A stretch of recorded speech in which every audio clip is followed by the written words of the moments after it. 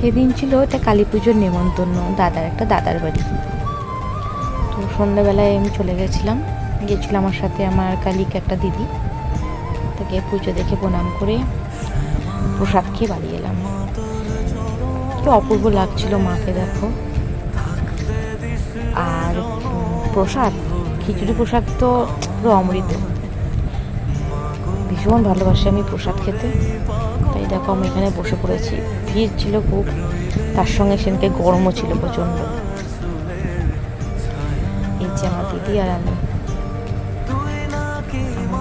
আর প্রসাদে ছিল খিচুড়ি, পাঁচ তরকারি, আলুর দম, চাটনি, পায়েস আর